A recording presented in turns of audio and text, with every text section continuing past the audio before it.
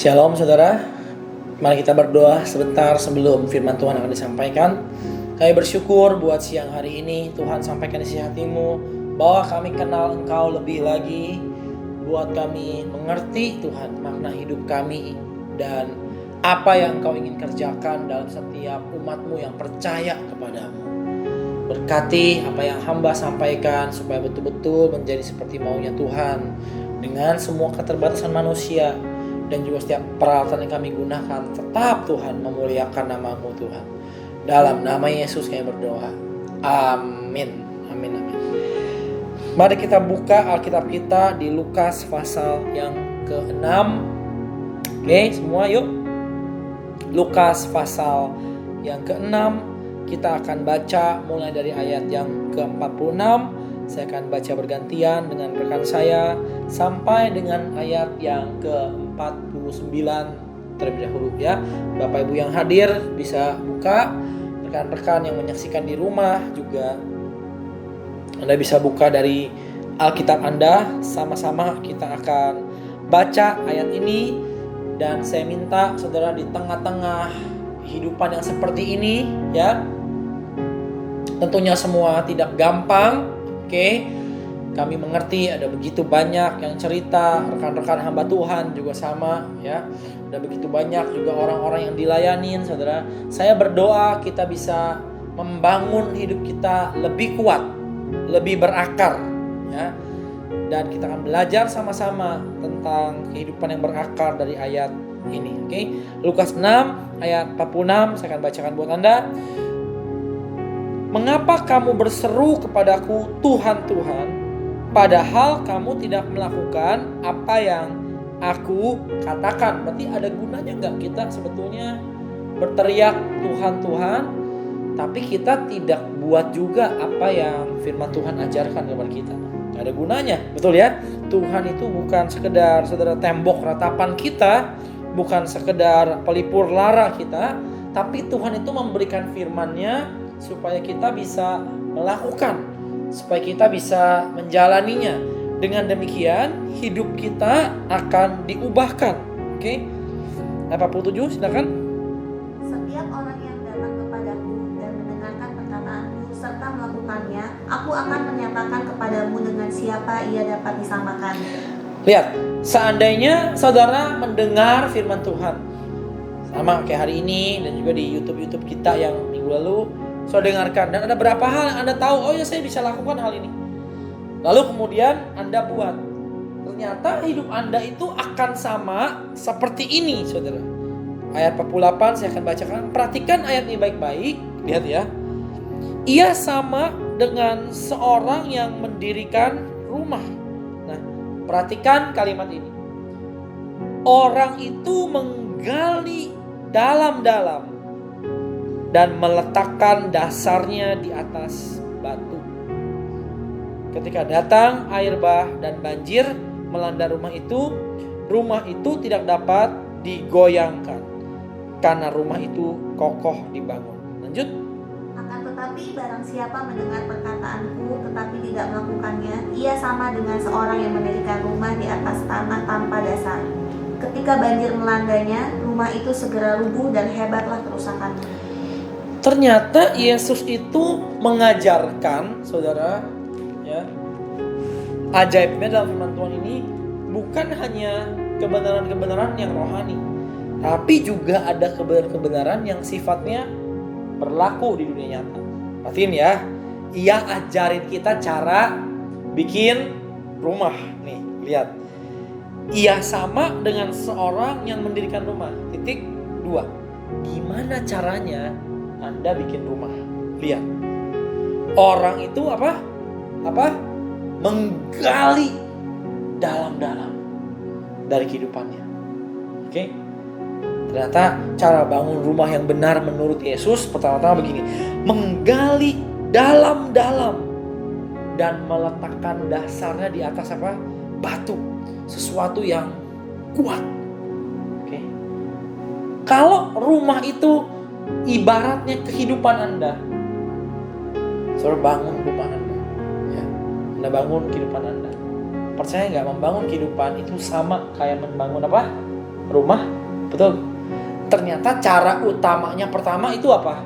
Menggali ke dalam. Menggali ke dalam. Saya belajar, saudara, bulan-bulan ini terutama ya. Sebelah tahun kemarin kami belajar.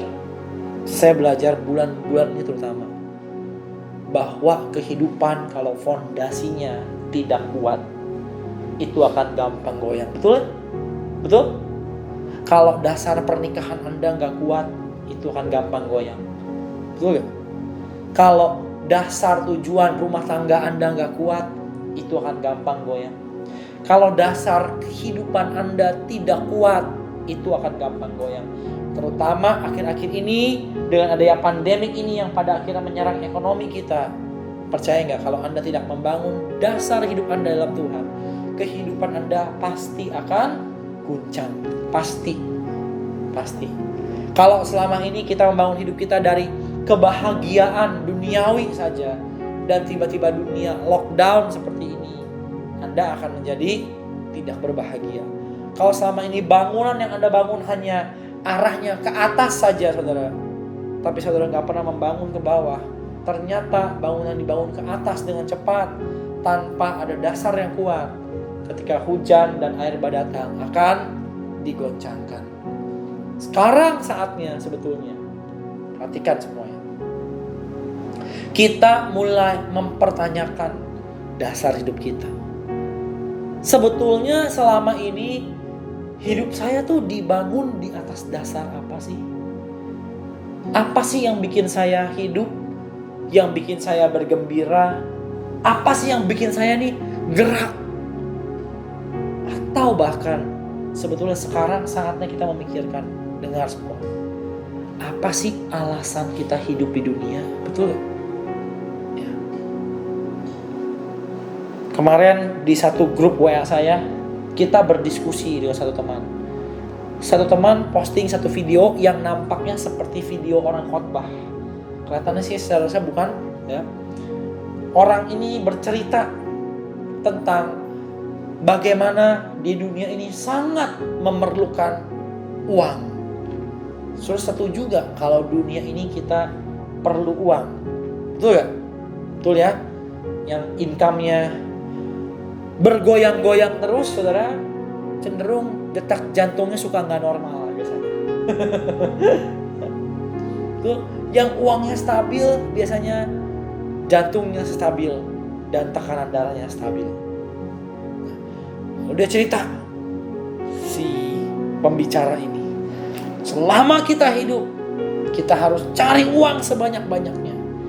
Dia bilang begini, memang tidak semuanya bisa dibeli dengan uang, tapi apa itu prinsip-prinsip mereka saya nggak tahu, saya lupa ya.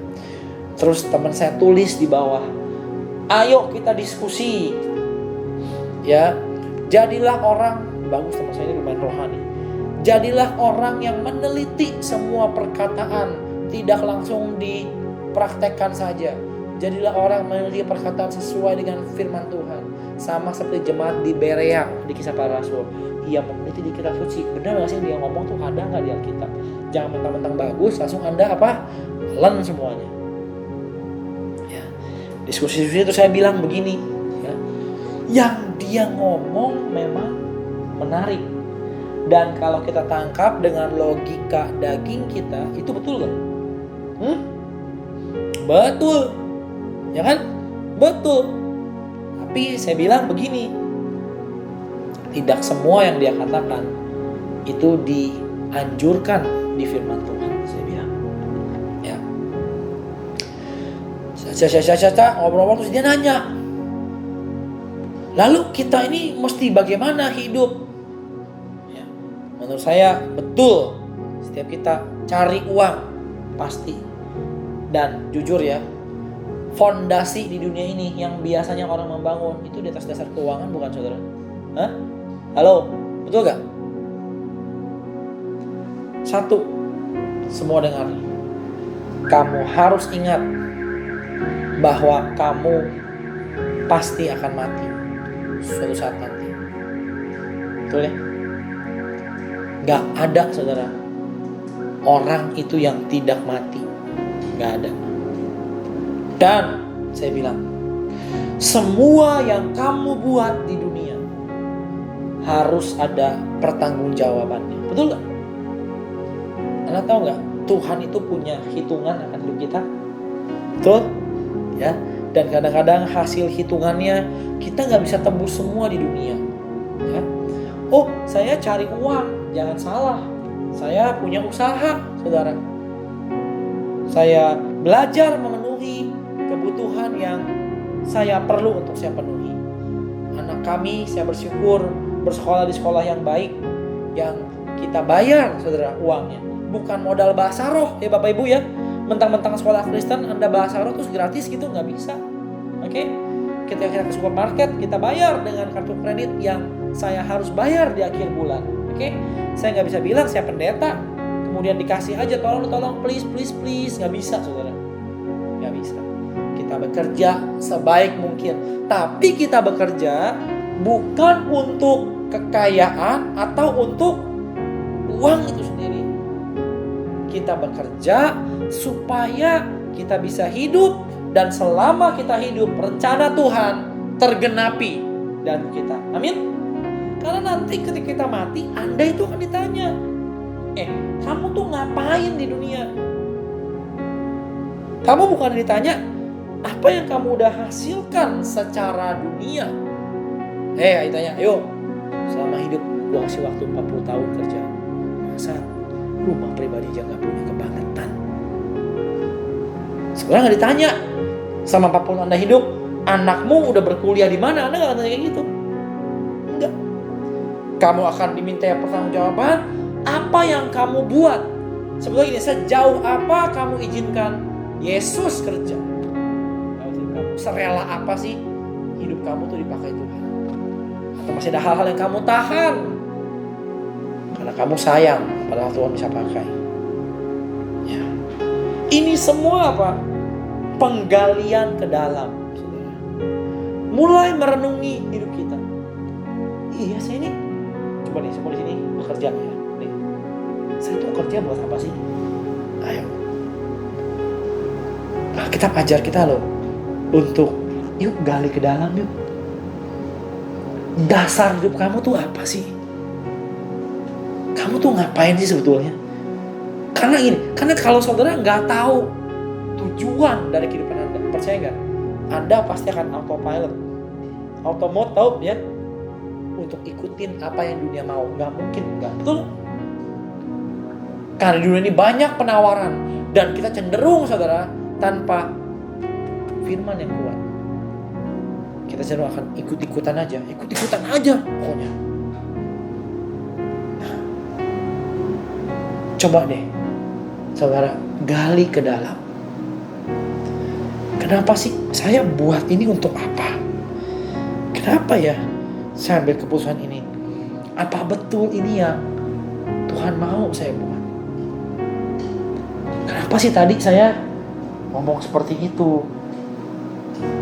Kenapa sih saya menikah dengan si A misalnya? Kalau aku udah menikah, jangan tanya-tanya lagi ya, udah terlambat, nggak ada gunanya, saudara ya. Anda belum menikah, apa sih yang membuat saya tuh suka sama si B? Apa hanya karena penampilan? Yang paling repot, apa hanya karena faktor finansial? Nah, semua itu jadi fondasi hidup Anda. Kalau kita main autopilot aja, oh yuk merit, mumpung ada yang mau kok misalnya, ya kapan lagi? Ya ampun, pastor saya udah jomblo 35 tahun, ini mumpung ada yang mau. Kehidupan Anda akan menjadi gak berdasar. Kenapa? Karena saya menikah ya pokoknya untuk menikah aja. Membangun kemana? Ke atas. Berarti gak banyak orang hanya membangun di permukaan, di atas, betul gak? Tapi dasar hidupnya rendah, betul ya? Pokoknya dia mau lihat aja, bangunan dia tuh udah cepat jadi. Kalau orang lihat, wih dahsyat ya si Anu, bangunannya udah begini, udah begitu. Wih, dia kepengen orang lihat hidupnya. Hanya membangun ke atas, tapi bawahnya gak pernah dibangun.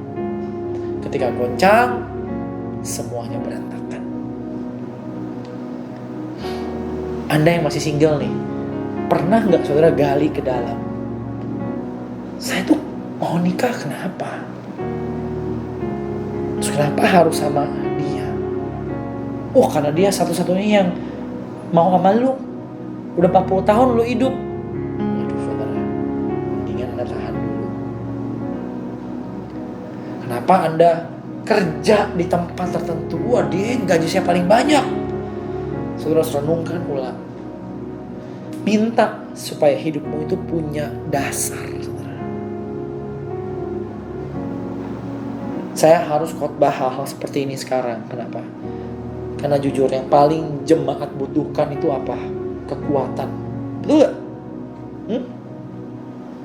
Kekuatan. Kita butuh kekuatan. Salah pastor, jemaat butuh bukti-bukti nyata. Waduh, kalau mau ngomong bukti nyata, maaf, mungkin masih lama. Ya, masih lama. Kemarin sejak diumumin akan PSBB lagi aja, ya, konon satu surat kabar berkata, ya, indeks bursa hampir hilang 300 triliun. Coba.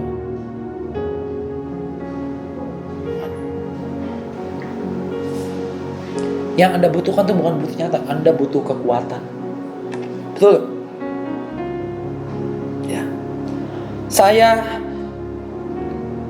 kemarin malam pindahin anak saya dari ranjang satu ke ranjang lain. Jangan pernah rumah saya tahu ya, kamar depan dan kamar belakang. Anak saya yang besar.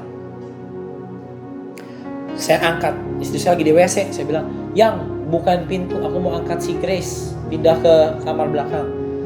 Istri saya dari kamar itu bilang, "Jangan angkat, itu anak tuh udah berat banget, hati-hati," katanya, "kamu belum tentu kuat," dia bilang. Waduh, ya, hina amat.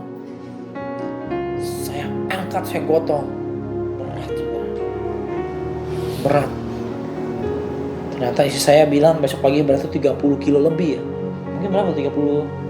36, 34 mungkin ada anak saya. Berat, bener berat. Kalau saya disuruh gendong dia dari rumah saya ke Mall Gading,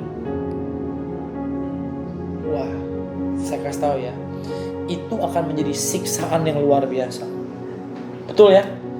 Nafas tersiksa, otot bahu tersiksa, saudara, pundak tersiksa, kaki juga masih udah berat banget. Dengkul saya mungkin akan segera aus lebih cepat karena menopang beban yang begitu berat. 30-an kilo dibopong dari rumah ke Mall Gading. Ya. Saudara tahu nggak? Kalau yang gotong si Grace dari rumah saya ke Mall Gading itu atlet binaraga kelas berat, saudara. Bodybuilder kelas berat. Menurut Anda dia akan struggling gak? Dia akan bergumul gak? Ayo. Tentunya tidak. Mungkin digotong sampai tukang soto Bogor juga kuat, saudara. Saya mau tanya, yang membedakan apa? Apa? Kekuatannya. Betul gak? Betul gak? Saudara pikir masalahmu besar? Anda tahu nggak banyak orang yang masalah lebih susah daripada saudara? Betul nggak? Yang membedakan apa? Kekuatannya. Kenapa nggak kuat? Karena nggak pernah menggali ke dalam. Ya. Karena hidup ini nggak pernah betul-betul direnungi maknanya. Going into the deep. Ingat loh, saya bisa mati suatu waktu. Dan kalau saya mati, saya punya kehidupan sejati di mana manusia ini harus bertanggung jawab. Ya. Ada satu teman kami yang kerabatnya mengalami COVID-19. Dites, swab tes positif, tapi baik-baik saja, saudara. Semua happy. Wah, mungkin gejalanya gejala yang ringan, betul ya. Dalam waktu 2 hari memburuk, terus memburuk, dan sekarang sudah di rumah sakit. Saudara, Anda perhatikan nggak? Kata orang waktu tambah lama tambah cepat, nggak tahu yang lain berasa nggak? Hah? Ada satu lagi yang tambah cepat. Anda perhatikan umur manusia tambah lama tambah cepat. Aduh, pastor nakut-nakutin. Mungkin memang tugas saya nakut-nakutin supaya Anda sadar akan dalamnya kehidupan ini. Jangan membangun di permukaan terus, yang kelihatan terus. Bangun hidup Anda di tempat yang gak kelihatan. Nangkep maksud saya? Oke? Ia sama dengan orang yang mendirikan rumah. Seperti apa sih mendirikan rumah? Orang itu menggali dalam-dalam dan meletakkan dasarnya di atas batu. Keren ya? Dia gali terus sampai dapat apa? Fondasi yang kuat. Why? Saya melakukan apa yang saya lakukan sampai ketemu fondasinya, sampai ketemu pijakan di mana ia siap membangun. Mohon mengerti. Oke? Mohon takut akan Tuhan. Ya. Alhasil ketika datang air bah dan banjir melanda rumah itu gak dapat digoyangkan. Kenapa? Karena rumah itu apa? Kokoh dibangun. Sekalipun mungkin gak semegah rumah yang satunya. Karena apa? Usaha membangun lebih banyak. Betul ya? Menggalinya lebih repot. Tapi Alkitab berkata rumah itu kokoh, rumah itu kuat, gak bisa dihancurkan. Lihat yang satunya seperti apa. 49 silakan. Ayat 49. Akan tetapi barang siapa mendengar perkataanku tetapi tidak melakukannya, ia sama dengan seorang yang mendirikan rumah di atas tanah tanpa dasar. Ketika banjir melandanya, rumah itu segera rubuh dan hebatlah kerusakannya. Perhatiin ya. Yang satunya kehidupannya gak berdasar. Kenapa? Karena gak pernah diletakkan dalam fondasi apa? Firman Tuhan. Tahu firman Tuhan itu fondasi? Hah? Setiap kali kita melakukan sesuatu, Anda mau berdasarkan firman Tuhan? Jadi saya bilang sama teman saya, logikanya memang apa yang orang itu ngomong bagus, cari uang sebanyak-banyaknya. Tapi Anda tahu itu bukan dasar yang kuat. Kenapa? Karena nggak ada dalam firman Tuhan. Lihat ya, kalau nggak dibangun di atas dasar firman Tuhan, ia sama dengan seorang yang mendirikan rumah di atas tanah tanpa dasar. Lihat, ketika apa? Berapa item saudara? Satu item saja. Ketika banjir melandanya. Anda lihat di ayat 48. Berapa item yang melanda rumah itu? 2 item. Ketika air bah dan banjir sekalipun, item masalahnya banyak, tapi kuat. Ayat 49. Ya. Lihat, hanya ketika banjir aja, baru 1, rumah itu segera apa? Rubuh dan hebatlah kerusakannya. Oke. Aduh, sebenarnya kita mah jangan yang item masalahnya banyak-banyak, yang dikit aja deh. Maunya begitu. Semua orang juga maunya begitu. Tapi Anda tahu nggak, masalah itu datang tanpa diundang. Bener nggak? Anda tahu nggak? Saya kasih tahu ya. Anda hari ini bisa happy, besok bisa nangis mendadak. Betul nggak? Teman saya malah pernah bilang, aduh, gue paling takut nih kalau lagi happy begini.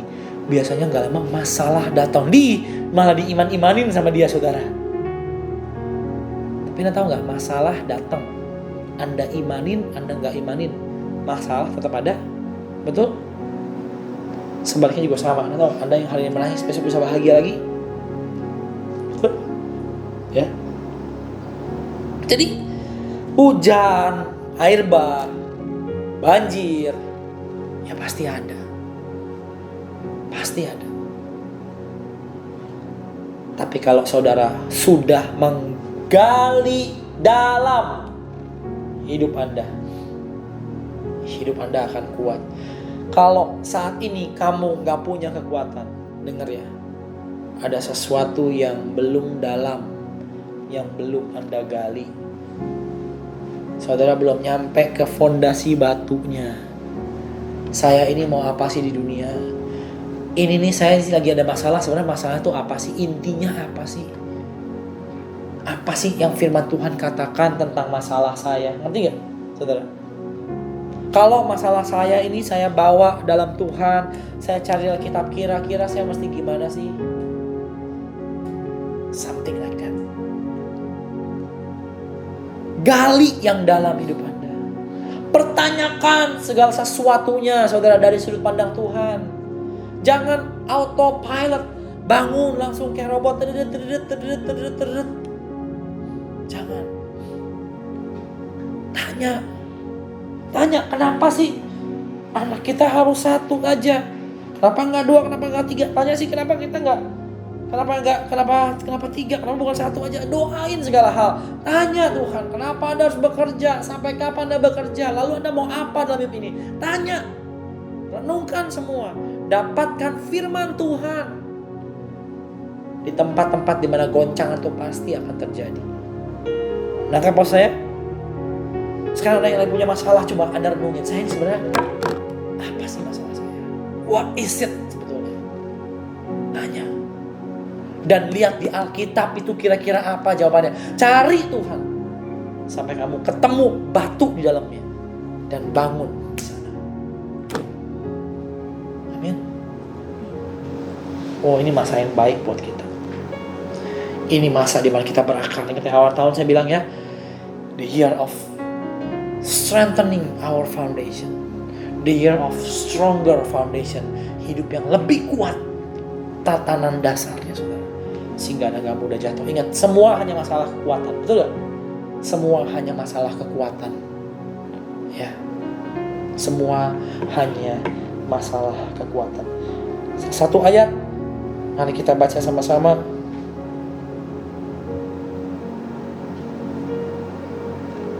Amsal 24 ayat yang ke-10.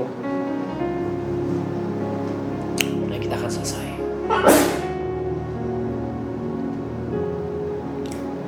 Amsal 24 ayat yang ke-10.